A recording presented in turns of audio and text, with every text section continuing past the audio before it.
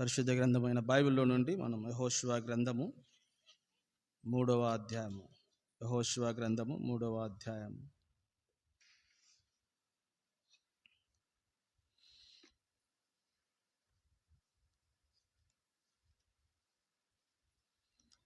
యెహోషువ గ్రంథము 3వ అధ్యాయము. మనమందరం కూడా కలిసి 11వ వచనాన్ని చదువుతాం. యెహోషువ గ్రంథము 3వ అధ్యాయము 11వ వచనం. జీవము గల దేవుడు మీ మధ్య ఉన్నాడనియు, ఆయన నిశ్చయముగా మీ ఎదుట నుండి కనానీయులను, హిత్తీయులను, హివ్వీయులను, పెరజీయులను, గెర్గేషీయులను, అమోరీయులను, యబూసీయులను వెళ్ళగొట్టిననియు దీని వలన మీరు తెలుసుకొందురు. ప్రభు సాయం కొరకై ప్రార్థన చేస్తాం. ప్రేమగల మా తండ్రి, దయగల దేవా, మీకు స్తోత్రాలు. ఇంతవరకు పాటల ద్వారా మీ నామానికి మహిమ తెచ్చుకున్నారు. దయగల ప్రభు, తిరిగి వాక్య పఠనంలోనికి వెళుతూ ఉన్నాం. ఈ దినము కొరకై మీరు సిద్ధపరచని మీ మాటలు మాకు దయచేయండి. మా రబ్బునివి, మా మంచి బోధకుడివి దేవా, మీరు బోధిస్తే తప్ప మాకు లేఖనములు అర్థం కావు. కనుక సామాన్యంగా మీ మాటలు అర్థం చేసుకోవటానికి మాకు మీ కృపను అనుగ్రహించమని ప్రార్థన చేస్తున్నాం. మీ దాసుని ఆత్మ అభిషేకంతో నింపమని యేసు పరిశుద్ధ నామమున ప్రార్థిస్తున్నాము తండ్రి, ఆమేన్.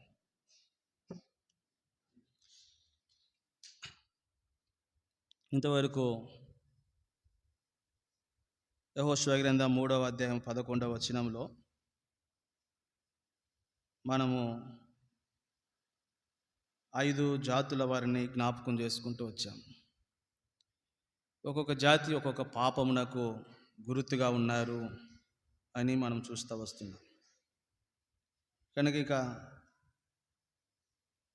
మరి 2 జాతులు మిగిలి ఉన్నాయి. అందులో 6వ జాతి కనానులో ఇశ్రాయేలీయులు ప్రవేశించడానికి ముందే అక్కడ వారు ఉన్నటువంటి వారు ఎవరు అని అంటే 6వదిగా అమోరీయులు. కాబట్టి అమోరీయులను గురించి మనం ఈ దినం చూస్తాం. అమోరీయులను గురించి విస్తారమైన మాటలే ఉన్నాయి. కనుక ఒకవేళ ఈ బైబిల్ క్లాసులో ముగించలేకపోతే మరొక బైబిల్ క్లాసులో ముగించడానికి ప్రయత్నం చేస్తాం. కాబట్టి 6వ జాతి వీరు అమోరీయులు అని రాయబడింది. అమోరీయులు వేరు, అమ్మోనీయులు వేరు. అర్థమవుతుందా? అమోరీయులు వీరు కూడా హాము కుమారుడైనటువంటి కనాను సంతతికి చెందినటువంటి వారే అమోరీయులు. మనం ఆ మాటని ఇంతకుముందు కూడా చూస్తాము, ఇప్పుడు కూడా మనం చూడటానికి అవకాశం ఉంది. కాబట్టి వీరు కూడా ఆది కాండంలోనికి మనం వెళ్ళినప్పుడు 10వ అధ్యాయంలో, ఆది కాండము 10వ అధ్యాయము, ఈ అమోరీయులు ఎవరు అనే విషయము మనం అక్కడ చూస్తాం. చదవండి 15, 16 వచనాలు. 15 అమోరీయులను చూసారా? కాబట్టి అమోరీయులు కూడా హాము సంతానమైనటువంటి కనాను తనకు పుట్టినటువంటి వారే. హాము సంతానమైన కనాను నుంచి వచ్చినటువంటి వారే. అంటే వీరు హాము సంతతికి చెందినటువంటి వారే ఈ అమోరీయులు. అమ్మోనీయులు కూడా ఉన్నారు బైబిల్లో. ఈ అమ్మోనీయులు ఎవరో మనకు తెలుసు కదా. యాకోబునకు పుట్టినటువంటి వారు, క్షమించండి, లోతుకు పుట్టినటువంటి వారు. ఆది కాండము 19వ అధ్యాయం. ఆది కాండము 19వ అధ్యాయం 37, 38 వచనాలు. కానీ వారికి మోయాబు అని పేరు పెట్టెను. మోయాబీలకు మూల పురుషుడిగా ఎంచబడును. బెన్నెమి అను పేరు పెట్టెను. అతడు నేటికి వరకు అమ్మోనీయులకు మూల పురుషుడు. కాబట్టి అమోరీయులు ఉన్నారు, అమోనీయులు ఉన్నారు. అమోరీయులేమో షేతు సంతతి వారైతే, హాము సంతతి వారైతే, అమోనీయులు వచ్చేసి కాబట్టి లోతుకు పుట్టినటువంటి తన కుమార్తెల ద్వారా పుట్టినటువంటి సంతానం. వీరు అమోనీయులు అని పిలువబడ్డారు. కాబట్టి ఆ వేరియేషన్ను మనము జ్ఞాపకం ఉంచుకుందాం. అమోరీయులు వారు వేరు జాతుల వారు. కాబట్టి ఇప్పుడు ఈ అమోరీయులు వారు కూడా హాము సంతానం, అంటే కనానుకు పుట్టినటువంటి వారే. వీరు ఎక్కడెక్కడ వ్యాపించి ఉన్నారు అని అంటే యోర్దానుకు ఇరువైపులా కొండ ప్రాంతాలలో నివసించేటువంటి వారిగా ఉన్నారు. అమోరీయులు యోర్దాను నదికి ఇరు ప్రాంతాలలో ఇరువైపులా కొండ ప్రాంతాల్లో నివసించేటువంటి వారు. ఆ సంగతి సంఖ్యాకాండము 13:29లోను, యెహోషువ గ్రంథం 5వ అధ్యాయము 1వ వచనంలో కూడా మనం చూడగలుగుతూ వస్తాం. ఒక మాట చదువుతాం. 5:1 యెహోషువ గ్రంథం. వారు దాటుచుండగా ఇశ్రాయేలీయుల ఎదుట నుండి యెహోవా యోర్దాను నీళ్లను ఎండజేసిన సంగతి యోర్దానుకు పడమటి దిక్కునున్నటువంటి అమోరీయులు, అంటే యోర్దాను యొక్క 2 ప్రాంతములలో వీరు కాబట్టి వ్యాపించి ఉన్నటువంటి వారిగా ఉన్నారు. ఎక్కడున్నారు అనే దానికి అమోరీయులు. కాబట్టి వీరు ఒక విధంగా చాలా బలమైనటువంటి వారు, అంతేకాదు చాలా చెడ్డవారు కూడా. అందువలనే కొన్నిసార్లు కనానీయులందరినీ గురించి ఉదాహరించవలసి వచ్చినప్పుడు కాబట్టి వారు అమోరీయులు అని ఉదాహరిస్తారు. కారణం ఏంటి అని అంటే, కనాను జాతి అంతటిని ఉదాహరించాల్సి వచ్చినప్పుడు అమోరీయులు అనేటువంటి వారిగా ఉదాహరిస్తూ వస్తారు. కారణం ఏంటి అని అంటే, ఈ చాలా బలమైనటువంటి వారుగా చెడ్డవారుగా అమోరీయులు మనకు కనపడతారు దైవ గ్రంథంలో. వీరు 2000 క్రీస్తుకు పూర్వం 2000 సంవత్సరాలకు ముందే మెసొపొటేమియా మరియు పాలస్తీనాలో వలస వెళ్ళటం ప్రారంభించి దాదాపుగా 400 సంవత్సరాలు ఈ ప్రాంతాన్ని ఆధిపత్యం చేస్తూ వచ్చారు. పాలస్తీనా, మెసొపొటేమియా ప్రాంతంలో వీరి యొక్క పేరెన్నిక కలిగినటువంటి రాజు ఆ దినాల్లో హమ్మురాబి అనేటువంటి రాజు. కాబట్టి ఈ అమ్మోనీలలో హమ్మురాబి అనేటువంటి రాజు ఆ దినాల్లో బాగా పేరెన్నిక కలిగినటువంటి వాడు. ఎందుకు ఈయన గురించి రాయబడింది ఈ కనానీయుల యొక్క రాజులో ఈయనను గురించి అని అంటే, కాబట్టి ఈ హమ్మురాబి అనేటువంటి బాబేల్ రాజు క్రీస్తుకు పూర్వము 2250 ఇతను కొన్ని శాసనాలు చేస్తూ వచ్చాడు. అతని ఇప్పుడు కూడా మనం చూస్తాం, శాతవాహనుల కాలంలోను కాకతీయుల కాలంలో కొన్ని శాసనాలు ఉంటాయి. అలాగే ఈ రాజుల యొక్క కాలంలో ఉన్నటువంటి ఈ రాజు యొక్క కాలంలో ఉన్నటువంటి ఒక శాసనం ఉంది. దానికి ఇటుక శాసనం అని పేరు. ఇటుక శాసనం. దాని మీద ఆ శాసనం మీద మార్ట్ అనేటువంటి పేరుంది. మార్ట్ అనేటువంటి పేరు ఉంటుంది. అది ఈ జాతినే, ఈ జనమునికి ఇవ్వబడినటువంటి పేరుగా కాబట్టి చరిత్రకారులు లిఖిస్తూ వచ్చారు. ఇది అమోరీయులను గురించినటువంటి సంగతి. ఆ తర్వాత ఈ శాసనాలు అయిపోయిన తర్వాత దాని మీద రాయబడినటువంటి మార్ట్ అనేటువంటి పేరును బట్టి కాబట్టి ఈ జనము వారికి మొదటికి ఇవ్వబడినటువంటి పేరు ఇదని ఆ శాసనాల ద్వారా మనకు తెలుస్తుంది. అమోరీయులకు ఇవ్వబడినటువంటి పేరు. తర్వాత ఏల్ అమర్నా, ELAL AMARNA, ఏల్ అమర్నా అనేటువంటి ఒక స్థలంలో క్రీస్తు శకము 1400 సంవత్సరంలో అక్కడ కూడా కొన్ని శాసనాలు రాయబడ్డాయి. ఆ శాసనాలు దొరికాయి. ఆ శాసనాల్లో వీరు లెబానోను అను కొండ ప్రాంతంలో నివసించేటువంటి వారు అన్న విషయము ఆ శాసనాలలో కాబట్టి రాయబడుతూ వచ్చింది. కాబట్టి వీరు ఈ శాసనాలను బట్టి వారు లెబానోను అనేటువంటి కొండ ప్రాంతాలలో వీరు నివసించేటువంటి వారు అని. ఆ తర్వాతగా అమ్మోనీయులను గురించి ఒక్కొక్క జాతిని గురించి ఒక్కొక్క పాపానికి గుర్తన్నప్పుడు ఈ అమ్మోనీయులు అతిశయానికి సూచనగా ఉన్నారు. దేనికి? అతిశయానికి.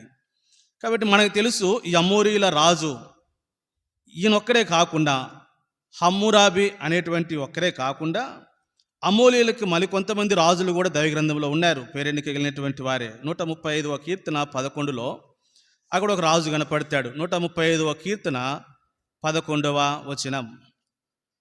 135వ కీర్తన 11వ వచనం.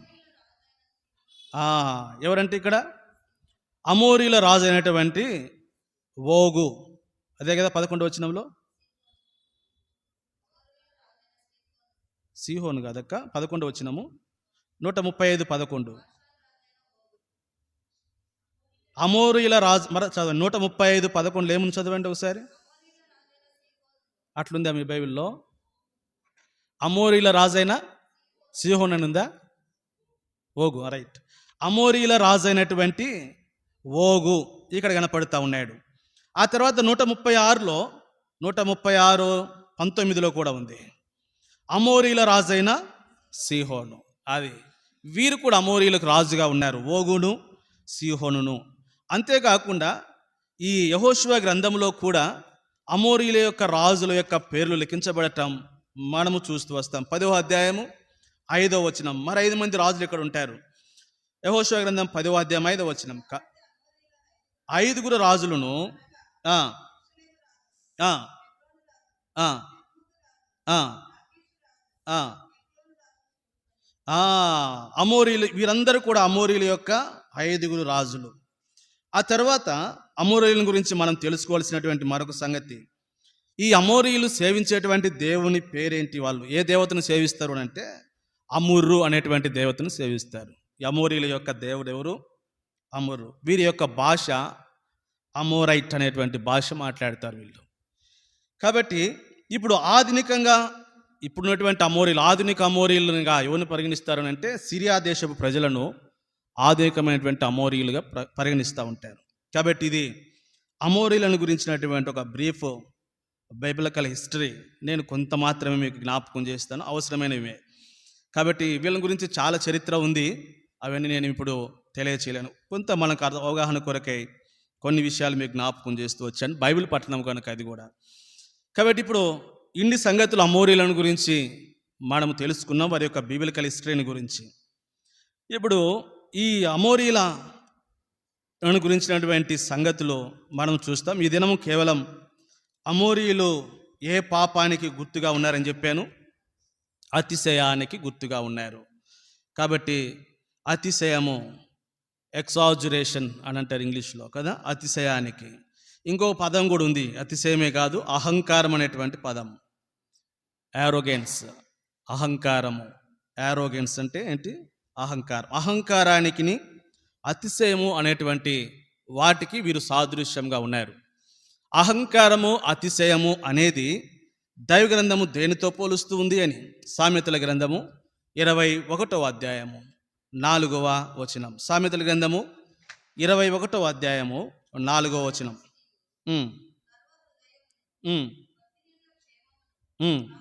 కాబట్టి ఇవన్నీ కూడా ఏంటి అంట?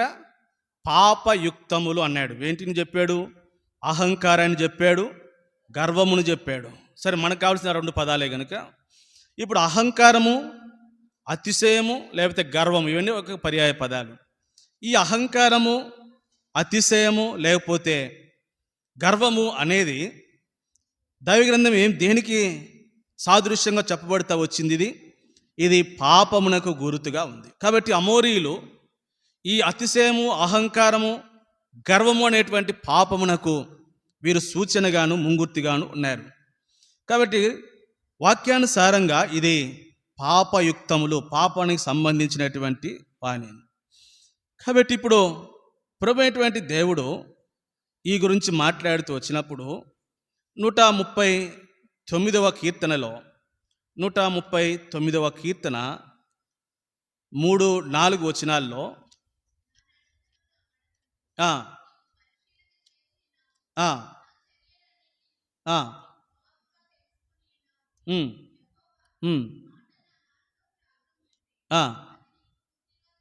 కాబట్టి ఇక్కడ అంటాడు 139, ఒక నిమిషం, 139, 23-24 వచనాలు. క్షమించండి.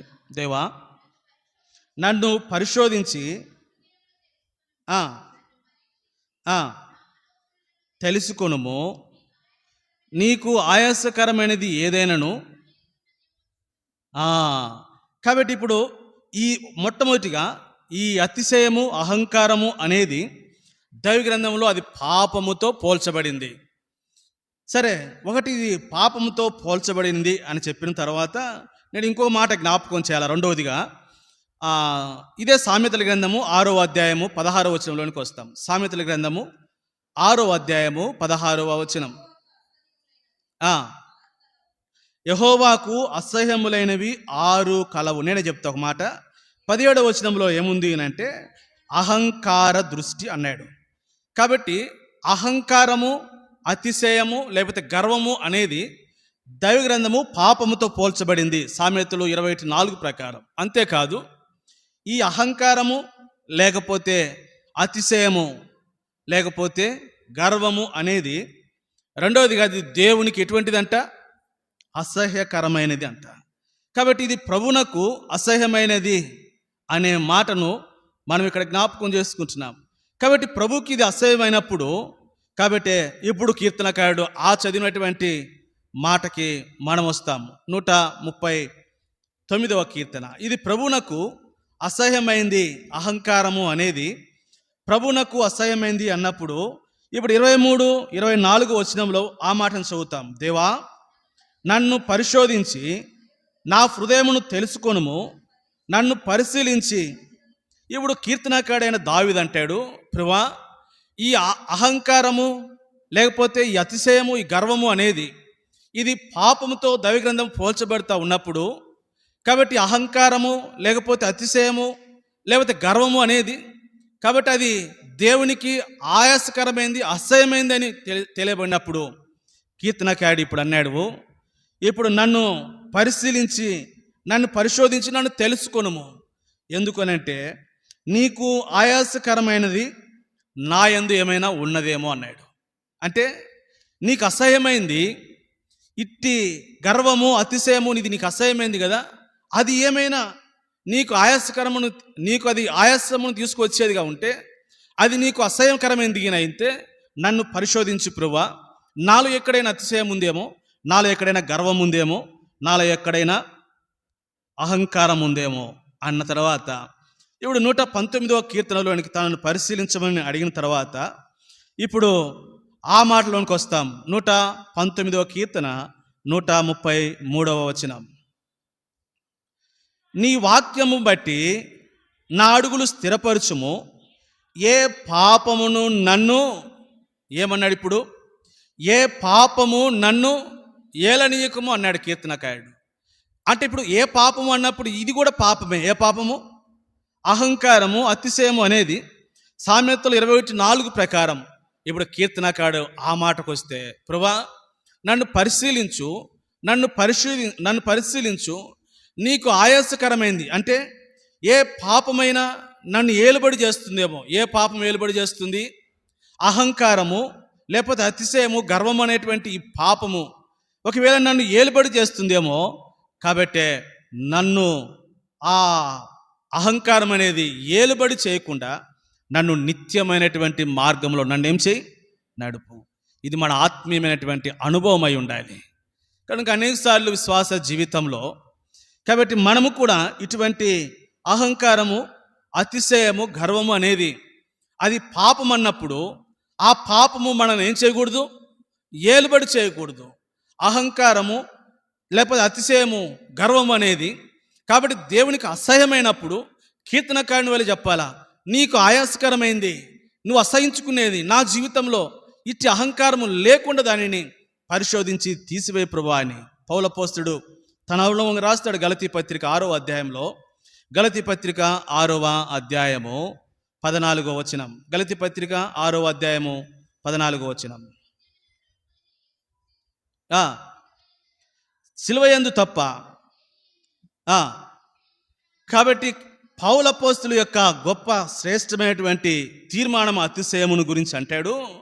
కాబట్టి ఇట్టి అతిశయము నాకు దూరమవునుగాక అన్నాడు.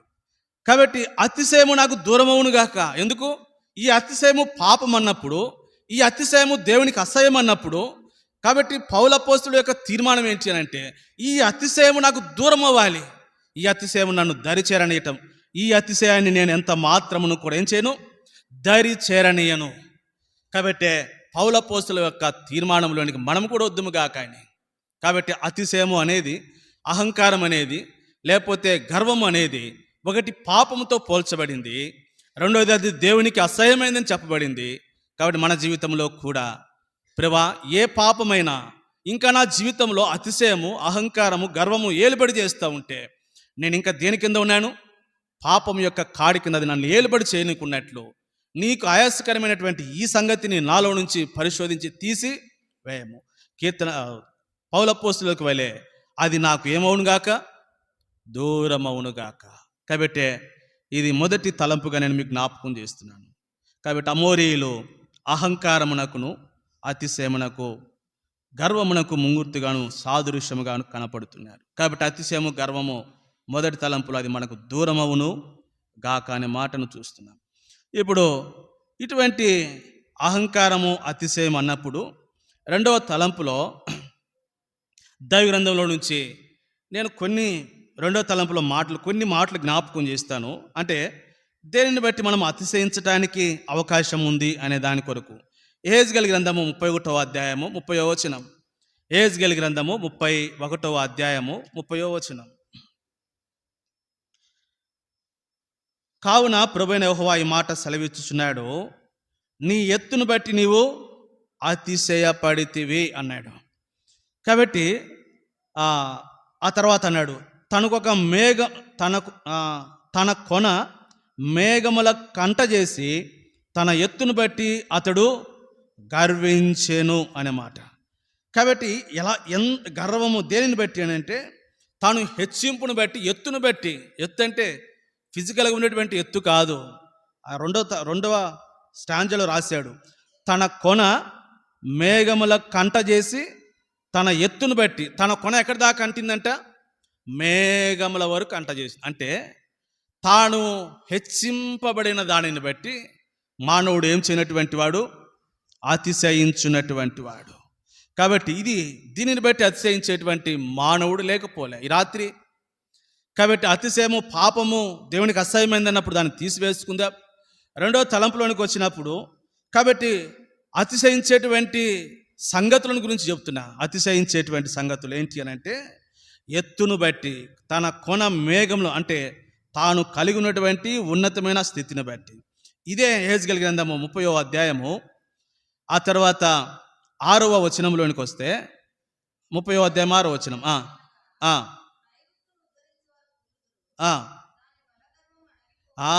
రెండోది దేని గర్వము అతిశయం దేని బట్టి అంట? బలమును బట్టి. కాబట్టి కొమ్ము హెచ్చించబడుటను బట్టి, రెండోది బలమును బట్టి ఏం చేయనటువంటి వారంట? గర్వించి అతిశయించేటువంటి వారు. లూకా సువార్త 1వ అధ్యాయం 51వ వచనంలోనికి వస్తే కొంతమంది తమ హృదయం యొక్క గర్వమును బట్టి అతిశయిస్తారు. అంటే ఉదయం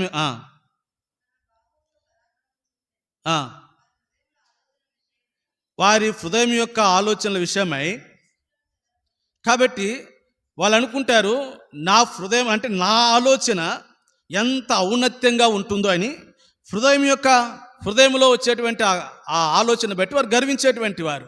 అంటే నా ఆలోచన కరెక్టు, నేను చెప్పింది కరెక్టు, నా ఆలోచనలో నా తలంపులు కరెక్ట్ అని. కాబట్టి దానిని బట్టి అతిశయించి గర్వించేటువంటి వారు అనే మాటని ఇక్కడ మనము జ్ఞాపకం చేస్తున్నాడు. ఇప్పుడు ఇలాగూ అతిశయించేటువంటి ఈ విషయాన్ని బట్టి ఇప్పుడు సామెతల గ్రంథకర్త ఒక మాట, కీర్తనలు 20వ అధ్యాయం 7వ వచనంలోనికి వస్తే, కీర్తన 20వ అధ్యాయము 7వ వచనం.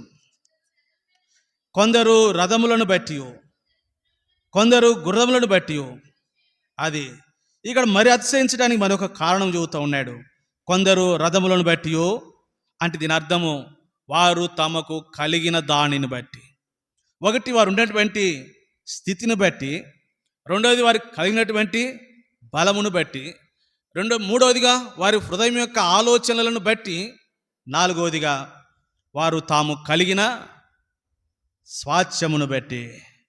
సామెతల గ్రంథం 27వ అధ్యాయం 1వ వచనంలో, సామెతల గ్రంథము 27వ అధ్యాయం 1వ వచనం, ఇక్కడ రేపటి దినమును గూర్చి అది.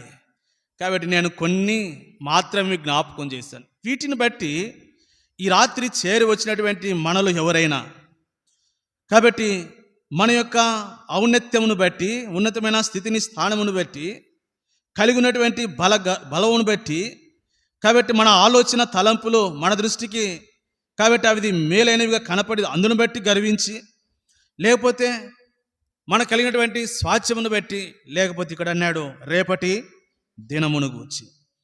ఇలాగ నేను మాట్లాడిన తర్వాత ఇప్పుడు ఒక మాట నేను 2వ తలంపులో జ్ఞాపకం చేస్తాను. ఈ తలంపుకు ఆ పేరు పెడతాం. కొరింథీ మొదటి పత్రిక 5వ అధ్యాయము 6వ వచనంలో, కొరింథీ మొదటి పత్రిక 5వ అధ్యాయము 6వ వచనం. అది వాక్యం ఏం చెబుతుంది? మీరు అతిశయపడుట మంచిది కాదు. చూడండి.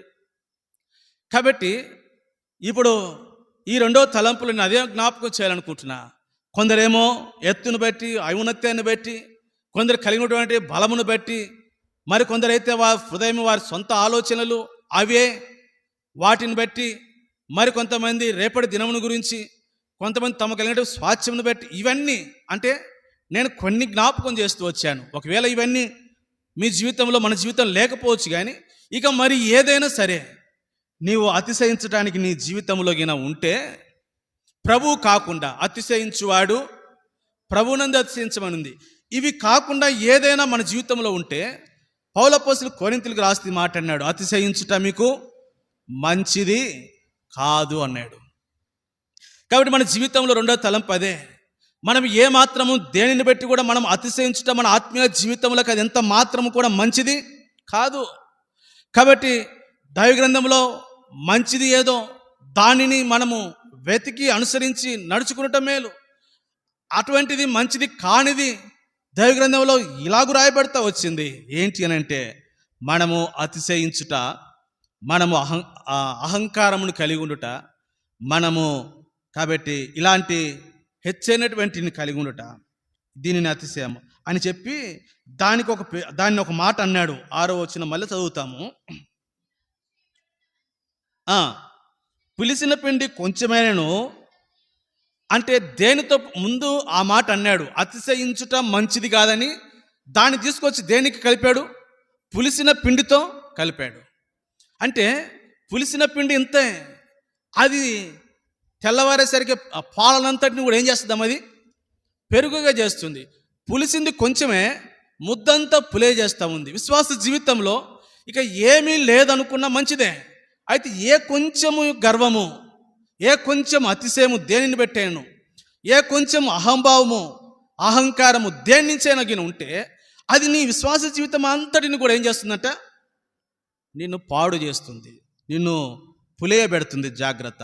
అందుకనే వాక్యం చెబుతుంది 2వ తలంపులో, కాబట్టి ఎందు నిమిత్తమైన దేనిని బట్టి అయినను మనము అతిశయించడం ఎంత మాత్రం మనకు తగినది కాదు. విశ్వాసులముగా మరింత అసలు తగినది మనకు కానే కాదు. అందుకే అదే కొరింథీ పత్రికలో 1వ అధ్యాయం 27వ వచనంలో, 1వ అధ్యాయం 27వ వచనం, ఏ శరీరో దేవుని ఎదుట అతిశయింప కొండునట్లు.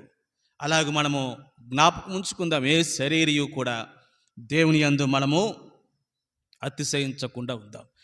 కాబట్టి ఇప్పుడు ఇంకొంచెం ఆ తలం ముందుకెళ్తా. ఏ శరీరియు దేవుని ఎదుట ఏం చేయకూడదు, అతిశయింపకూడదు. అంతకుముందు మనం చదివినాము. కాబట్టి మనము దేనిని బట్టి కూడా ఏం చేయకూడదు అన్నాడు. కాబట్టి మీరు అతిశయించుట మంచిది కాదు. ఏ శరీరయు కాబట్టి అతిశయింపకుండా ఉండాలి అన్నాడు. కాబట్టి ఎందుకని మనం అతిశయింపకూడదు, అతిశయించడానికి మనకి ఏముంది, ఎందుకు మనం అతిశయింపకూడదు అని వాక్యం సెలవిస్తుందో ఎందుకో తెలుసా? పౌలపోస్తులు రోమిలికి రాస్తూ రోమపత్రిక 11వ అధ్యాయము 18వ వచనంలో ఆయన అన్నాడు.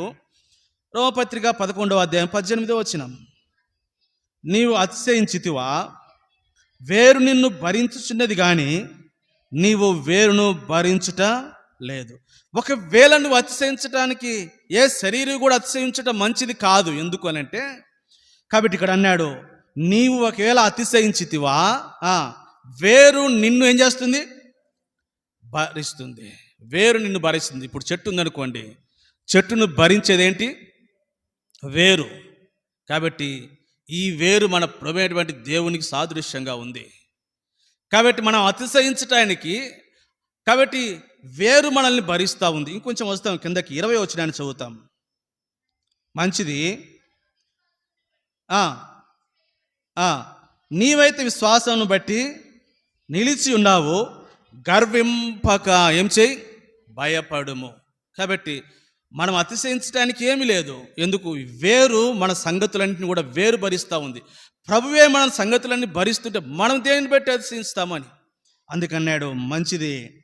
కాబట్టి 20వ వచనంలో అన్నాడు, నీవు గర్వింపక ఏం చేయమన్నాడు, భయపడుము అన్నాడు.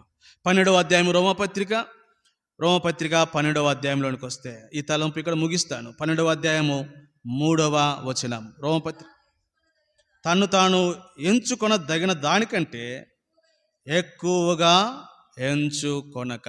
కాబట్టి మన విశ్వాస జీవితంలో నేర్చుకుందాం ఏంటి అని అంటే, తన్ను తాను ఎంచుకోదగిన దానికంటే ఎక్కువగా అతిశయించకు, గర్వించకు. కాబట్టి నీవు అహంకారముగా ఉండకు అని. ఎందుకనంటే కొన్నిసార్లు తన్ను తాను ఎంచుకోదగిన కంటే కూడా ఏం చేసుకుంటూ ఉంటామంట, ఎక్కువగా ఎంచుకుంటూ వస్తాం. అందుకే కిందకు వస్తాము, తగిన రీతిగా తన్ను ఎంచుకొన వలెను. తగిన రీతిగా తన్ను ఎంచుకోవాలి. కాబట్టి విశ్వాస జీవితంలో ఇది రెండవ తలంపు. కాబట్టి వీళ్ళు అమోరీయులు ఒకవేళ నిన్ను ఎంచుకోదగిన దానికంటే ఎక్కువగా ఎంచుకుంటే నువ్వెవరివమ్మా? నీవును అమోరీయుడివే. అమోరీయుడి యొక్క సంగతి అదే. కాబట్టి ఇది రెండవ తలంపు. ఒకటి, అమోరీయులు అహంకారము, అతిశయము కారణం సాదృశ్యంగా, పాపానికి సాదృశ్యంగా ఉన్నప్పుడు అహంకారం అనేది పాపమును చూపిస్తుంది. అహంకారము దేవునికి అసహ్యమైంది. కాబట్టి పౌలపోస్తుల వల్లే, కాబట్టి ఇట్టి అతిశయం ఏదైనా నాకేం కావాలన్నాడు, దూరం అవునుగాక అన్నాడు. రెండవ తలంపులో అతిశయిస్తూ ఉన్నటువంటి కొన్ని సంగతులను జ్ఞాపకం చేస్తూ, కాబట్టి అతిశయించుట మంచిది కాదు. ఏ శరీరయు అతిశయింపక ఉండాలి. కారణం ఏంటి అని అంటే, అతిశయించటానికి మనమేం ఉంది, వేరు మనల్ని భరిస్తూ ఉండగా మనము గర్వింపక భయపడేటువంటి వారిగా ఉందాం. కాబట్టి సంగతులు ఇది రెండవ తలంపు. నేను మూడవ విషయానికి వస్తాను ఈ అతిశయమును గురించి. హబక్కూకు గ్రంథము 2వ అధ్యాయము. హబక్కూకు గ్రంథము 2వ అధ్యాయము. హబక్కూకు గ్రంథము 2వ అధ్యాయము. ఒక మాటని జ్ఞాపకం చేసుకుందాము. 5వ వచనం.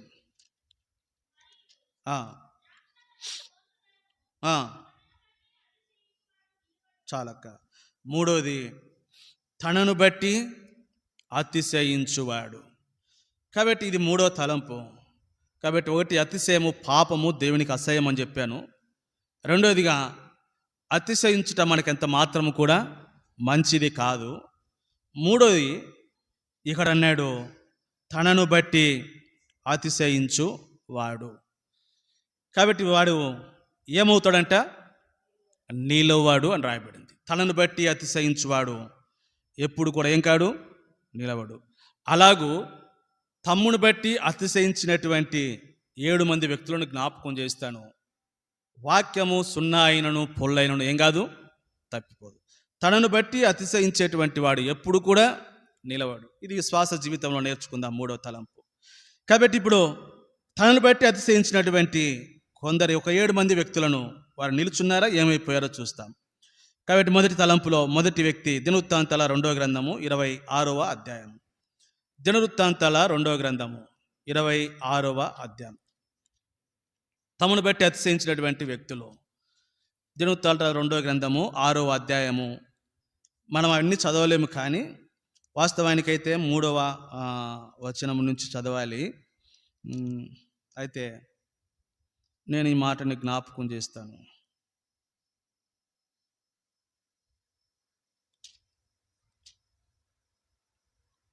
Hmm. 26వ అధ్యాయంలో 16వ వచనాన్ని చదువుతాం. 26వ అధ్యాయం. అయితే అతడు స్థిరపడిన తర్వాత అతడు మనస్సున గర్వించి, చాలక్క. ఇక్కడ మొదటి వ్యక్తిని చూస్తున్నాం. ఎవరైనా ఉజ్జియా. ఎందుకు గర్వించుంటాడు అనంటే, ఉజ్జియా ఏలను ఆరంభించినప్పుడు ఎంత 16 ఏండ్ల వాడై యెరూషలేములో 52 సంవత్సరాలు ఏలాడు. కాబట్టి అతని గురించి రాయబడింది, తన తండ్రి అయిన అమధ్య చర్యలంతటి ప్రకారం యెహోవా దృష్టికి యథార్థముగా. కాబట్టి జకర్యా దినంలో అతడు దేవుని ఆశ్రయించాడు. ఆశ్రయించినంత కాలం వర్ధిల్లుతూ వచ్చాడు. దేవుడు అతనికి సహాయము చేసిన 7వ వచనం చివరి భాగంలో ఉంది. ఇవన్నీ మీరు చదవండి, కారణాలన్నీ. ఇవన్నీ కూడా ఉజ్జియాకు సంభవించినవి. అంటే ఉజ్జియా శకం ఒక స్వర్ణయుగంగా గెలుస్తూ వచ్చింది. అంటే దేవుడు తనకి ఎంతగా సహాయం చేస్తూ వచ్చాడో, తను ప్రత్యక్షత విషయమై జకర్యా దినంలో దేవుడు ఆశ్రయించినటువంటిగా యెహోవాను ఆశ్రయిస్తూ, కాబట్టి ఆశ్రయిస్తూ వచ్చిన కారణం చేత దేవుడు తను వర్ధిల్ల చేస్తూ వచ్చాడు. ఒకవేళ ఈ కారణాలేమో కాబోలు. ఆ తర్వాత 16వ వచనంలోనికి వచ్చినప్పుడు అతడు బాగా ఏమైపోయాడు, తన దేశమందు స్థిరపడిపోయాడు.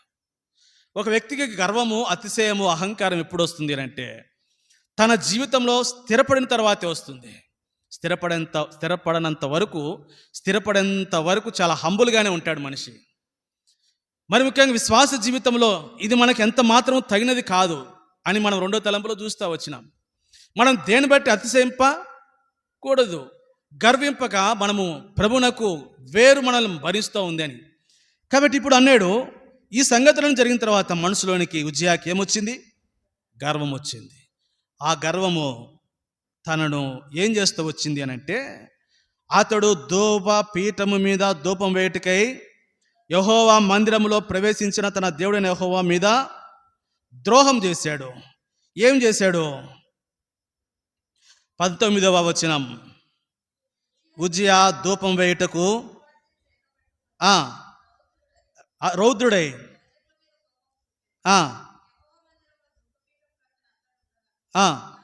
17వ వచనం ముందు చదువుదాం అక్క. 17, యాజకుడైన అజర్యాయు అతనితో కూడా ధైర్యవంతులైనటువంటి యెహోవా యాజకులు 80 మంది అతని వెంబటి ఏం చేశాడు? ఉజ్జియా ధూపము వేశాడు. ధూపం వేసే పని ఎవరికమ్మా? యాజకుడు చేయవలసినటువంటి ధూపం వేసేటువంటి పని యాజకునిది. ఉజ్జియా తాను స్థిరపడిన తర్వాత తాను రాజరికం చేయవలసినటువంటి వాడు, పరిపాలన చేయవలసినటువంటి వాడు, అడ్మినిస్ట్రేషన్ ఉండేటువంటి వాడు. అయితే తాను స్థిరపడి తను అనుకున్నాడు, ఇదొకటే ఎందుకు నాకు, ఇది కూడా నాది అనుకున్నాడు. ఏది? యాజకుడు పని కూడా నాది అనుకున్నాడు. అప్పటికి 80 మంది యాజకులు అడ్డుపడ్డారు. ఉజ్జియా మంచిది కాదయ్యా, మంచిది కాదయ్యా, మంచిదిగా నష్టం తెచ్చుకుంటావు ఉజ్జియా అంటే తనకున్నటువంటి పవర్ అది. నేనెవరిని? రాజును. నువ్వు నష్టం తెచ్చుకుంటావు అంటే కూడా వినకుండా యాజకుడు చేసేటువంటి ఆ ధూపం చేతపట్టుకుని లోనికి ధూపం వేయటానికి పరిశుద్ధ స్థలంలోనికి ప్రవేశించాడు. జరిగింది ఏంటో ఇప్పుడు చూస్తాం. 19వ వచనం.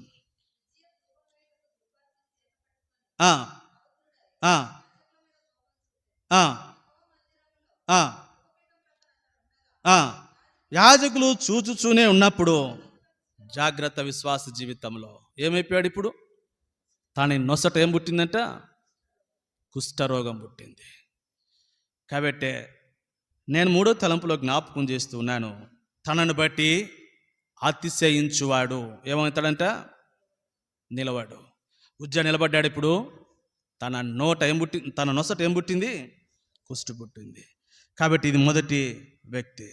కాబట్టి ప్రభు తన జీవితంలో తాను ఏం చేస్తూ వచ్చాడు అని అంటే, కుష్ఠుతో ఉజ్జియాని ప్రభు మొత్తుతూ వచ్చాడు. కాబట్టి మనము గుర్తుంచుకుందాం. కాబట్టి తనను బట్టి అతిశయించినటువంటి ఉజ్జియా యొక్క జీవితం. మీకా గ్రంథము 6వ అధ్యాయము 13వ వచనం. మీకా గ్రంథము 6వ అధ్యాయము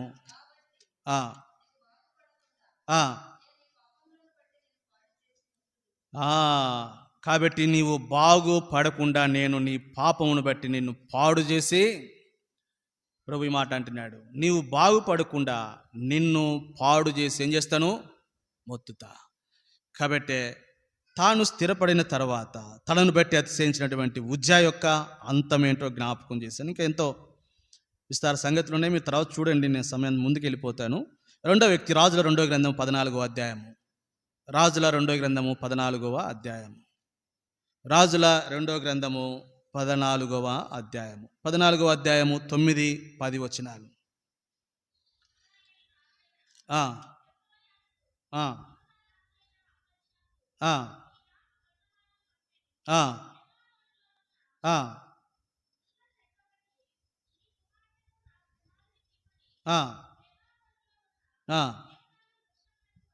చాలు. ఇక్కడ అమజ్యాను గురించి ఇప్పుడు 10వ వచనాన్ని చదువుతాము.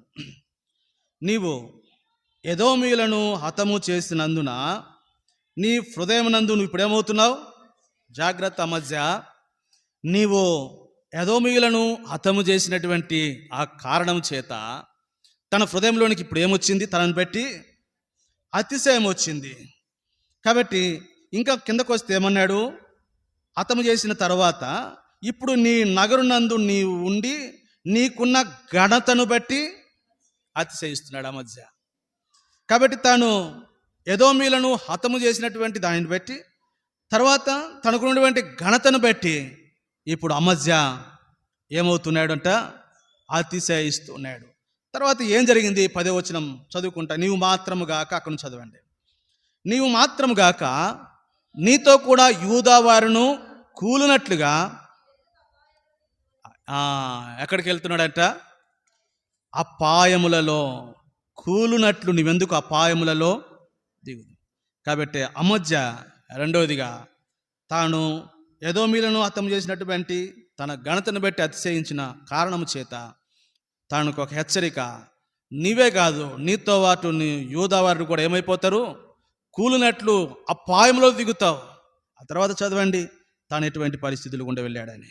3వ వ్యక్తిని జ్ఞాపకం చేస్తా. దినవృత్తాంతాల 2వ గ్రంథము 32. దినవృత్తాంతాల 2వ గ్రంథము 32వ వచనం. 2వ గ్రంథం 32:25.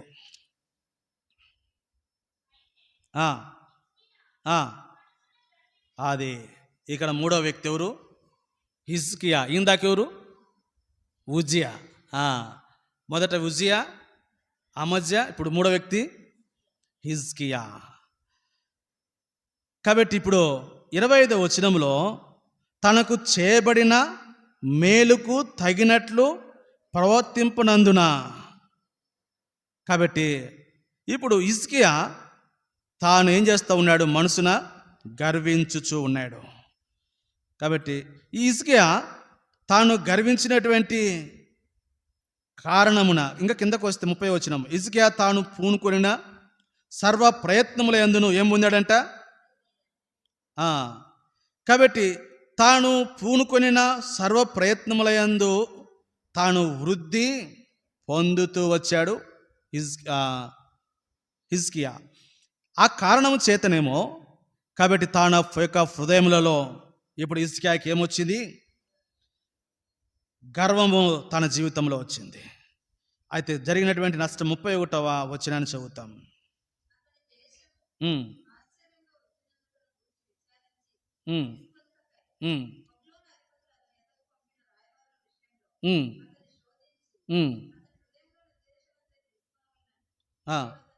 దేవుడు అతన్ని ఏం చేశాడంట?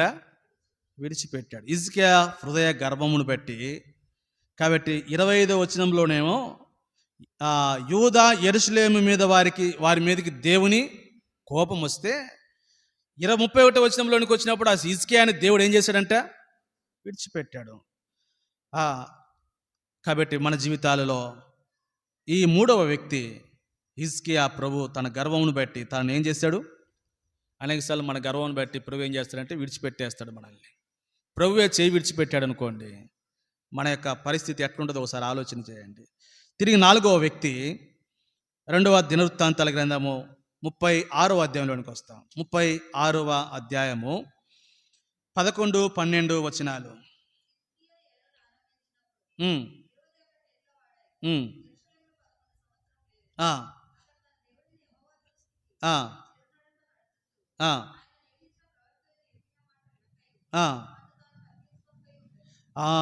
ఇక్కడ కొంచెం నెగిటివ్లో తన్ను తాను తగ్గించుకొనక ఉండెను అని అంటే తనను తాను ఏం చేసుకుంటున్నాడు?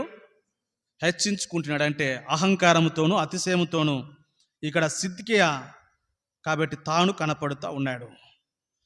కాబట్టి ఇలాగూ హిజ్కియా తనను తాను హెచ్చించుకొనినటువంటి ఆ గర్వమును, అతిశయం గర్వమును చేత ఇప్పుడు ఏం జరిగింది? 17వ వచనాన్ని చదువుతాం. ఆయన వారి మీదకి కల్దీల రాజును రప్పింపగా వారి యవనులను ఖడ్గము చేత, అంటే తిన యొక్క అతిశయము పరిశుద్ధాలయములోనికి కల్దీలు రావటానికి ఎంత కారణమైంది. కాబట్టి ఈ యొక్క వ్యక్తి యొక్క అతిశయము, హిజ్కియా యొక్క అతిశయము, తాను యెరూషలేములోనికి ఎవరు వచ్చారు? కల్దీలు వచ్చారు. కాబట్టి కల్దీలను గురించి ఒక మాట, వారు ఎవరు అనే దాని కొరకు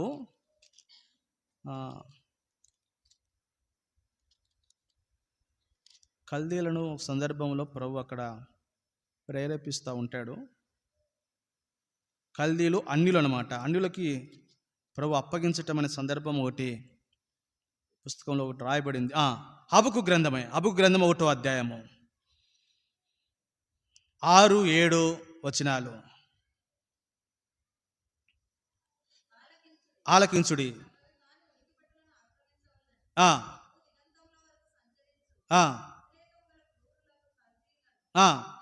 నేను రేపు చున్నాను. ఎవరి మీదకి?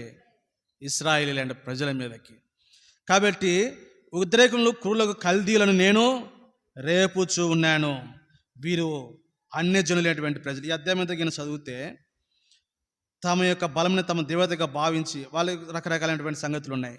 కాబట్టి ఇక్కడ కూడా ఈ సిద్కియా యొక్క రాజు యొక్క గర్వమును బట్టి దేవుడు కల్దీలను వాళ్ళ మీదకి లేపుతూ, అన్యులను వాళ్ళ మీదకి లేపి, కాబట్టి వారు పరిశుద్ధ స్థలంలో ఉండే వారిని అందరిని ఏం చేస్తూ వచ్చారంట. కాబట్టి తన యొక్క అతిశయమును బట్టి తాను ఎటువంటి నష్టాన్ని తెచ్చుకున్నాడు అనేది ఇక్కడ మనం చూస్తున్నాం. ఈయన ఎన్నో వ్యక్తి?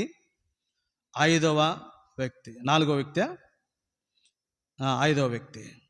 కాబట్టి నేను ఇంకా మరొక మాట యెషయా గ్రంథం 16వ అధ్యాయం 6వ వచనంలో, యెషయా గ్రంథము 16వ అధ్యాయం 6వ వచనం మరికొంతమందిని జ్ఞాపకం చేస్తాను. మోయాబీలు. కాబట్టి వీరు మరొక జాతి వారు. ఇక్కడ కొంతమంది వీళ్ళు అన్యులు. సరే, మోయాబీలను గురించి రాయబడింది, గర్వం గురించి మాట్లాడుతున్నాం కాబట్టి మోయాబీలను బహు గర్వము గలవారు మేము విని ఉన్నాము. వారి అహంకార గర్వ క్రోధమును గూర్చి, కాబట్టి మోయాబీలను గురించి రాయబడింది. వారు బహు గర్వం గలవారు, గర్వము అహంకారము గర్వ క్రోధము కలిగినటువంటి వారు. అంటే కాబట్టి ఇది ఎవరి లక్షణం అని ఇక్కడ మనకు అర్థమవుతుంది. అది మోయాబీల యొక్క లక్షణం. కాబట్టి ఇలాగూ మోయాబీలు గర్వించినటువంటి ఈ కారణము చేత ఇప్పుడు ఏం జరుగుతూ వచ్చింది? ఇర్మియా గ్రంథం 48వ అధ్యాయంలోనికి వస్తాం. వీరిని గురించి అక్కడ కూడా రాయబడింది. ఇర్మియా గ్రంథం 48వ అధ్యాయం 29-30. 29-30.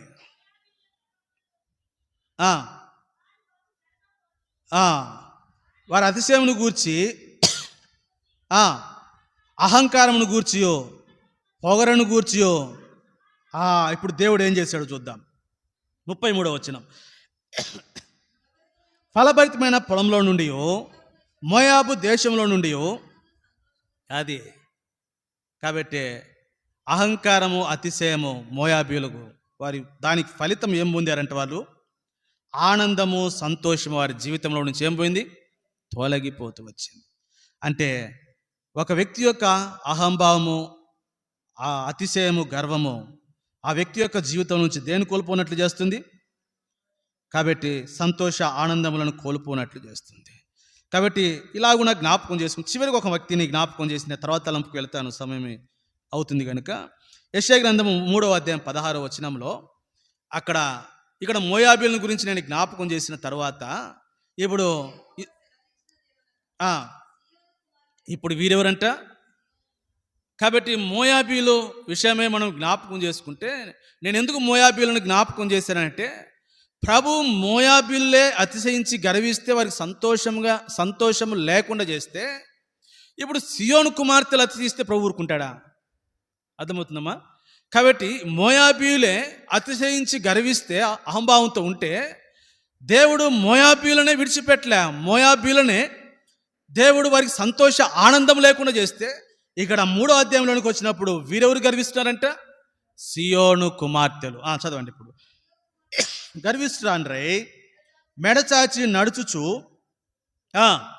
కులుగుతో నడుచుచు తమ కాలగజలను మ్రోగించు.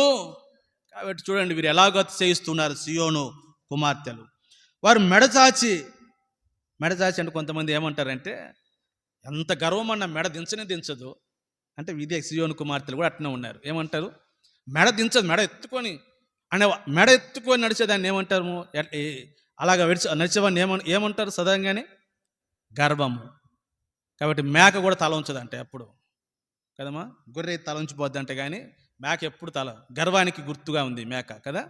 కాబట్టి ఇక్కడ సియోను కుమార్తెలు గర్విస్తున్నారై మెడచాచి ఓరచూపులు చూస్తూ కులుగుతూ నడుచు కాలగజ్జలను మ్రోగించు. ఈ పదాలన్నిటిలో కూడా సియోను కుమార్తెల యొక్క గర్వము, సియోను కుమార్తెల యొక్క అహంకారము, సియోను కుమార్తెల యొక్క అతిశయము కనపడతా ఉంది. అయితే ప్రభు ఏం చేశాడు ఇప్పుడు 17వ వచనంలో?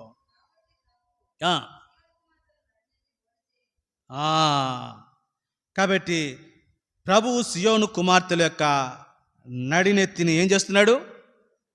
తర్వాత ఏమన్నాడు? యెహోవా వారి మానమును. కాబట్టి వాడి నడినెత్తి బోడు చేయటం అంటే వారి యొక్క మానమును బయలుపరచటమే. కాబట్టి మన జీవితాలు ఎరుగుతూ వస్తాం. తలంపు 3వదిని మీకు జ్ఞాపకం చేశాను. తనను బట్టి ఎవరు కూడా తమను బట్టి వారు ఏం చేయకూడదు? అతిశయించకూడదు. తనను బట్టి అతిశయించు వారు ఎవరు కూడా నిలిచినట్టు దైవగ్రంథంలో ఎక్కడ కూడా రాయబడలే. ఇది మనకు ఒక పాఠమై ఉంటుంది 3వ తలంపులో. మనను బట్టి దేనిని బట్టి కూడా మనం ఏం చేయకూడదు? అతిశయించకూడదు. అతిశయించితిమా మనల్ని బట్టి, కాబట్టి మనం ఎంత మాత్రము కూడా నిలవజాలం. అందుకే ప్రభు చెబుతున్నాడు ఇర్మీయా గ్రంథం 13వ అధ్యాయము. ఇక్కడ ఈ తలంపులు ఇక్కడ ముగించడానికి ప్రయత్నం చేస్తాను, తర్వాత తలంపులోనికి పోతాం. ఇర్మీయా గ్రంథము 13వ అధ్యాయము 15వ వచనం. అయినను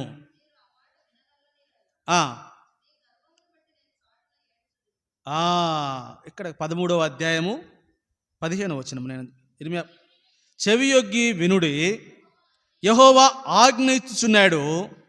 ప్రభు చెబుతున్నాడు. ప్రభు చెప్పేది ఏంటంటే ఇది it is a commandment. It is a commandment. గర్వపడకుడు అనేది it not exemption in our life. గుర్తుపెట్టుకోరండి, ఇది ఇట్ ఈజ్ కమాండ్మెంట్. కమాండ్మెంట్ అని అంటే తప్పక చేయవలసినటువంటి కార్యాన్ని ఏమంటాము? ఆజ్ఞ అంటాం. ఆజ్ఞ అనేది శిరసావహించాల్సింది. ఒక ఎగ్జాంపుల్ చెప్తా. మార్కు సువార్త 16వ అధ్యాయంలో 16వ వచనంలో ఏమన్నాడు? నమ్మి బాప్తిస్ము పొందినవాడు రక్షింపబడును, నమ్మని వానికి. కాబట్టి ఇట్ ఈస్ కమాండ్మెంట్. మనం ప్రతి వారం ప్రభుబల్లో చేవేస్తూ ఉంటాం. ఏమనంటే ప్రతి మనుషుడు తనను తాను పరీక్షించుకొని అలాగే చేసి రొట్టె తిని ఆ పాత్రలోని త్రాగా. It is commandment. కాబట్టి ఇది కూడా గర్వపడకు. ప్రభు అన్నాడు, చెవియొగ్గి వినండి, యెహోవా ఆజ్ఞ ఇచ్చుచున్నాడు రాత్రి. ఏంటి ఆజ్ఞ అంటే విశ్వాస జీవితంలో ఎప్పుడు కూడా ఏం కాకూడదు? మిమ్మును బట్టి మీరు ఎప్పుడు ఎక్కడా కూడా ఏం కావద్దు? గర్వపడకుడి అని. కాబట్టి మన జీవితంలో ఈ అనుభవం నేర్చుకుందాం. సమూయేలు గ్రంథం, మొదటి సమూయేలు గ్రంథం 2వ అధ్యాయము 3వ వచనంలో. సమూయేలు మొదటి గ్రంథము 2వ అధ్యాయము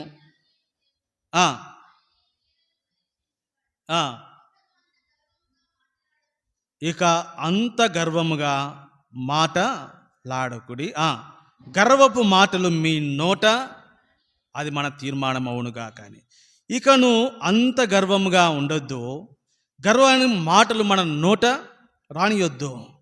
కాబట్టి పౌలపోస్తుడు ఈ ముగింపులో ఈ తలంపు యొక్క మిగిలిన మాట జ్ఞాపకం చేస్తాను. పౌలపోస్తుడు ఫిలిప్పీలకు రాస్తూ ఫిలిప్పీ పత్రిక 2వ అధ్యాయము 3వ వచనంలో అన్నాడు, ఫిలిప్పీ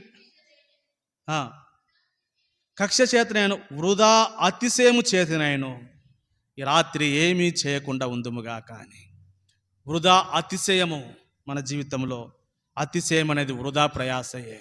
కాబట్టి అలాగూ మనము ఉండకుండా ఉందుము గాకాని.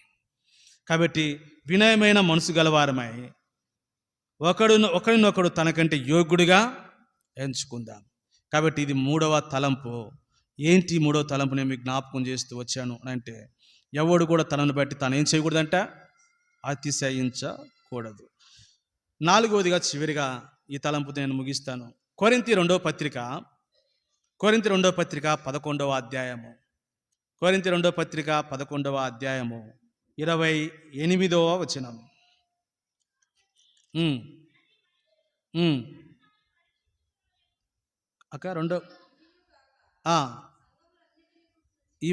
ఇవియుగాక సంఘములన్నిటిని గూర్చి చింతన కలదు. అది కాదక్క,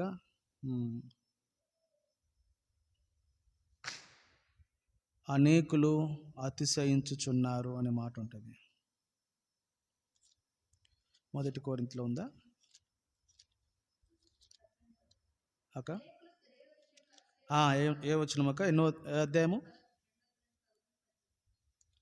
కొరింథీ 2వ పత్రిక 11:18. రైట్, చదవండి అక్క. అనేకులు శరీర విషయంలో అతిశయించుచున్నారు గనుక నేను అలాగే అతిశయపడు. ఈ 18 వచనం 11వ అధ్యాయం 4వ తలంపులో అనేకులు ఏమవుతున్నారంట? అనేకులు అతిశయపడుచున్నారు అనే మాట. అనేకులు అతిశయపడుచున్నారు. కాబట్టి అంటే అతిశయపడుచుంటే అతిశయించకూడదు. అహంకారము, అతిశయము, గర్వము, వాటి వలన కలిగేటువంటి నష్టం ఏంటో నేను కొన్ని జ్ఞాపకం చేసి ముగిస్తాను. కాబట్టి అనేకులు అతిశయించుచు ఉన్నారు. అతిశయిస్తూ ఉన్నట్లయితే ఈ అతిశయం వలన మన జీవితంలో ఎటువంటి నష్టములను కొని తెచ్చుకుంటామో అనేది తిమోతి మొదటి పత్రిక 3వ అధ్యాయము 6వ వచనం. తిమోతి మొదటి పత్రిక 3వ అధ్యాయము 6. కాబట్టి అతడు గర్వాంధుడై అపవాదికి కలిగిన శిక్షా విధికి, అంటే మనకేమర్థమవుతుంది? ఒక వ్యక్తికి గర్విస్తే ఆ గర్వం వలన కలిగేటువంటి నష్టాన్ని గురించి చెబుతున్నాడు. అతడు గర్వాంధుడిగిన అయితే అతడు ఎవరికి కలిగేటువంటి శిక్షలోకి వెళ్తాడంట? అపవాదికి కలిగేటువంటి శిక్షలోనికి వెళతాడు. కాబట్టి అపవాది కలిగేటువంటి శిక్ష ఏంటి? మత్తయి సువార్త 25వ అధ్యాయము, మత్తయి సువార్త 25వ అధ్యాయము 4వ వచనం, క్షమించండి 41వ వచనం. అప్పుడు ఆయన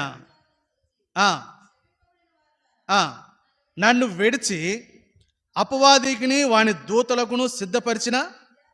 కాబట్టి గర్వాంధుడు అపవాది కలిగినటువంటి శిక్షా విధిలోనికి వెళుతాడు. ఒక వ్యక్తి యొక్క అతిశయము, గర్వం దానివల్ల కలిగేంటి ఏంటి? అపవాది కలిగేటువంటి అంటే తన కొరకే సిద్ధపరచబడినటువంటి నిత్య అగ్నిలోనికి వెళతాడు. జెఫన్యా గ్రంథము 2వ అధ్యాయము 2వ వచనం. జెఫన్యా గ్రంథము 2వ అధ్యాయము 2వ వచనం. యెహోవా కోపాగ్ని మీ మీదకు రాక మునుపే మిమ్మల్ని శిక్షించుటకై యెహోవా ఉగ్రత దినము రాక మునుపే మీరు కూడిరండి. కాబట్టి ఆ ఉగ్రత దినము, ఆ శిక్ష దేవుడు సాతానికి నియమించి ఉన్నాడు. దేవుడు మనల్ని శిక్ష కొరకై, ఉగ్రత కొరకై నియమించలేదు. దాని కొరకై నియమిపడింది ఎవరు అంటే సాతానుడు. అయితే మన యొక్క అతిశయము, మన గర్వము సాతానికి నియమిపడినటువంటి ఆ శిక్షలోనికి మనల్ని ఏం చేస్తుందంట? తీసుకుని వెళుతుంది. తలంపేంటి అని అంటే అటువంటి శిక్ష, ప్రభు నిన్ను శిక్షించేటువంటి ఆ శిక్ష దినం రాకమునిపే, ఆ ఉగ్రత దినం రాకమునిపే కూడి రండి. కాబట్టి దేని కొరకే కూడి రమ్మంటున్నాడు? మనకు కలిగినటువంటి అహంకారమును, మనకు కలిగినటువంటి కాబట్టి గర్వమును విడిచి కూడి రండి అని ప్రభు సెలవిస్తూ ఉన్నాడు. కాబట్టి మొదటి మాట, మన యొక్క అతిశయము, మన గర్వం, అహంకారం ఎక్కడ తీసుకువెళుతుంది అని అంటే సాతానికి కలిగినటువంటి ఆ శిక్షలోనికి మనల్ని తీసుకుని వెళుతుంది. అందులో ఎటువంటి అనుమానమే లేదు. ఇర్మియా గ్రంథము 50వ అధ్యాయం, రెండవదిగా ఇర్మియా గ్రంథము 50వ అధ్యాయము 32వ వచనం, రెండవదిగా ఇర్మియా గ్రంథం 50వ అధ్యాయం 32వ వచనం.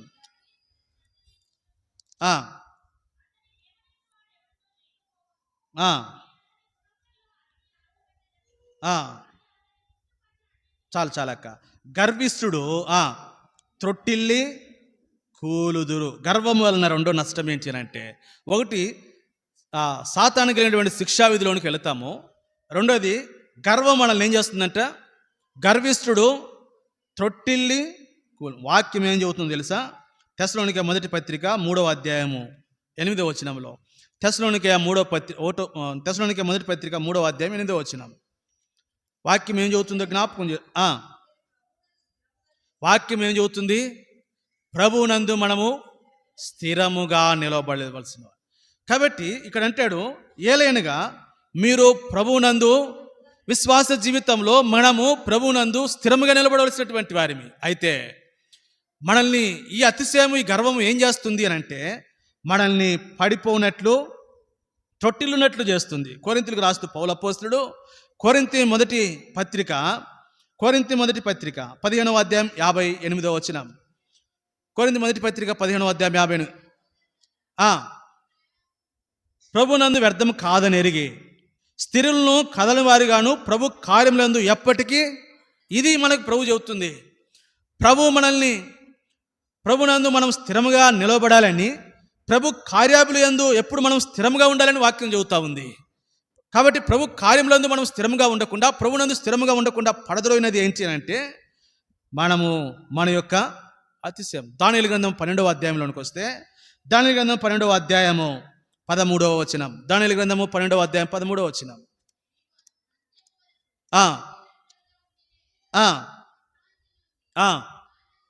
కాబట్టి ఎక్కడి వరకు అంట? అంత్యము వరకు వాక్యం చెబుతుంది అదే. కాబట్టి అంతము వరకు స్థిరముగా ఉండాలి.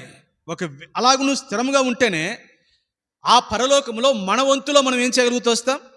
ప్రవేశించే వారిగా ఉంటాం. ఆ పరలోకంలో మన వంతులో మనం ప్రవేశించాలంటే ప్రభు యొక్క రాకడ వరకు మనం స్థిరంగా నిలబడాలి. అలాగే మనం స్థిరంగా నిలబడకుండా ఉండటానికి గల కారణము ఏంటంటే త్రొట్టిల్లటానికి గర్వము. కాబట్టి గర్వము మనం త్రొట్టిల్లునట్లు చేస్తూ ఉంది. మూడవదిగా సామెతల గ్రంథం 29వ అధ్యాయము, సామెతల గ్రంథము 29వ అధ్యాయము 23వ వచనం.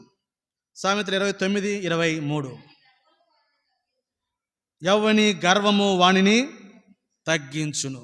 మూడవదిగా గర్వము మనల్ని ఏం చేస్తుంది అంటే డిసెండింగ్ ఆర్డర్లో తీసుకెళ్తుంది. అసెండింగ్ ఆర్డర్లో అంటే ఆరోహణం కదా అసెండింగ్ ఆర్డర్ అంటే. డిసెండింగ్ ఆర్డర్ అంటే అవరోహణం. మ్యాథమెటిక్స్ వాళ్ళకి తెలుసు బాగా. ఆరోహణము అంటే 1 2 3 4 5 6 7 10 అంటే 1కు 10కు ఇది ఆరోహణము. అవరోహణం అంటే 10 to 1కు రావటం, అంతేనా? కాబట్టి ఈ గర్వం అనేది ఎక్కడ తీసుకెళ్తుందంటే మనల్ని తగ్గింపులోనికి తీసుకెళ్తుంది. ఎస్తేరు గ్రంథము 3వ అధ్యాయము ఒక వ్యక్తిని జ్ఞాపకం చేస్తాను. ఎస్తేరు గ్రంథము 3వ అధ్యాయము 1-2 వచనాలు.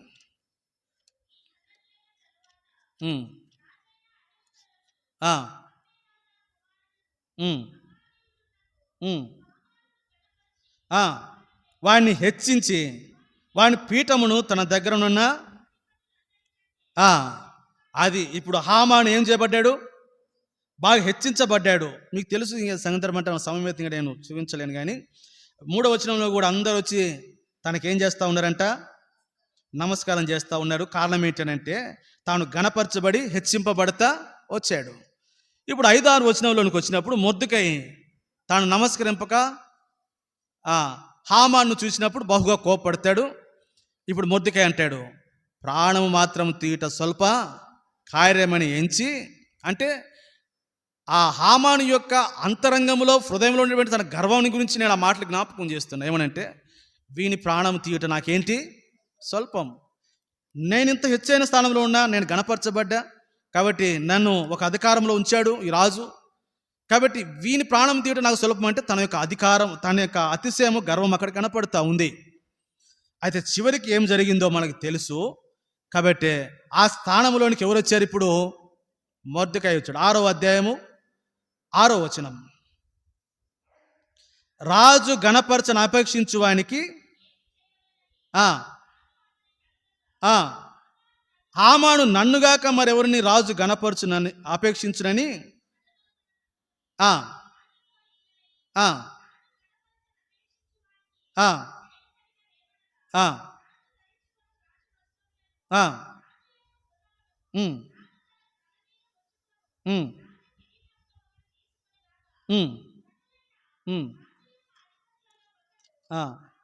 చాలు లెక్క మన సమయం. ఇదంతా జరిగిన తర్వాత ఇవాడు అనుకున్నాడు, ఇంత గణపరిచేది నన్నుగాక ఇంకెవరిని గణపరుస్తాడు అన్నాడు.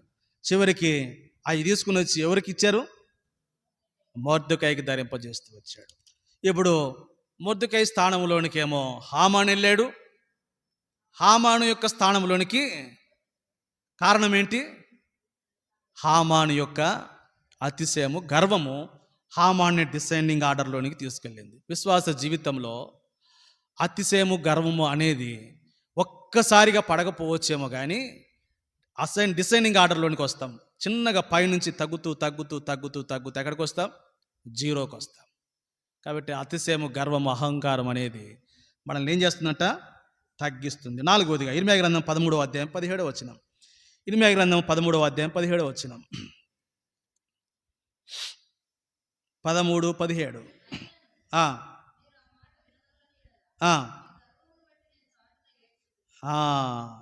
కాబట్టి గర్వము 4వది ప్రభువుని ఏం చేస్తుంది? మన గర్వంని బట్టి గర్వము ప్రభుని దుఃఖపడేటట్లు చేస్తుంది. కాబట్టి వాస్తవానికి దేవుడు మనల్ని బట్టి ఏం కావాలి?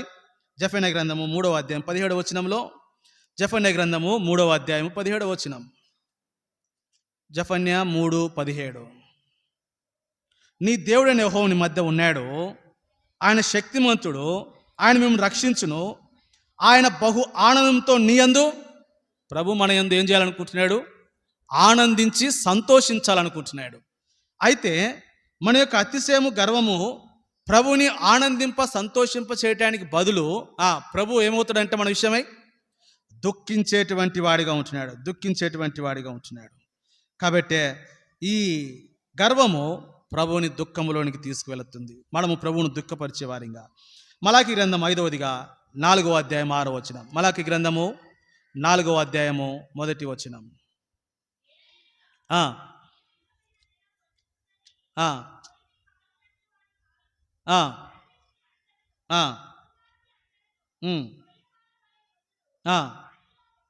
వానిలో ఒకరికిని వేరైనను చిగురైనను గర్వము. 4వదిగా మనలో వేరైనను చిగురైనను లేకుండా చేస్తుంది. ఏంటిది వేరు చిగురు? కొలసి 2:7, కొలసి పత్రిక 2వ అధ్యాయం, ఇక్కడ ముగిచేస్తాను ఈ మాటతోనే. కొలసి పత్రిక 2వ అధ్యాయము 7వ వచనం.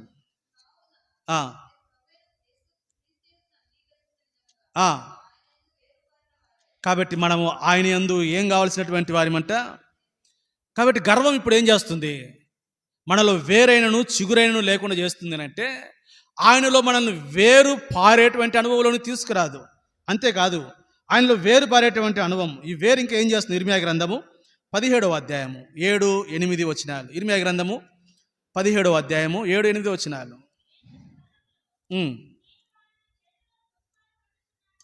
ఇర్మియా గ్రంథం 17వ అధ్యాయము 7-8 వచనాలు అక్క. 17 యెహోవాను నమ్ముకుని వాడు ధన్యుడు, ఆశ్రయముగా ఉండును, వాడు జలముల యొద్ద నాటబడిన చెట్టు వలె ఉండును, దాని వేళ్ళు తన్నును.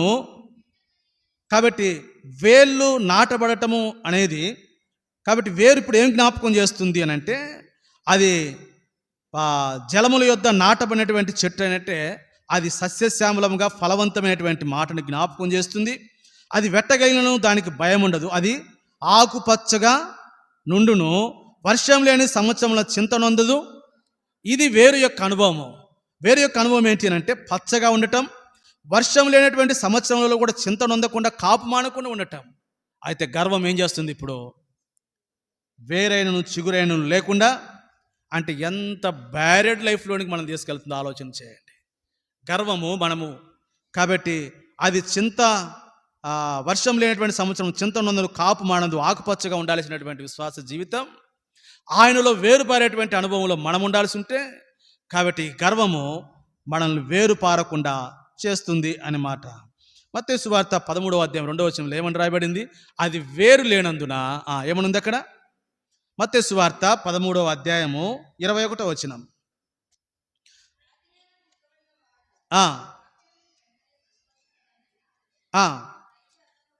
అయితే అతనులో వేరు లేనందున,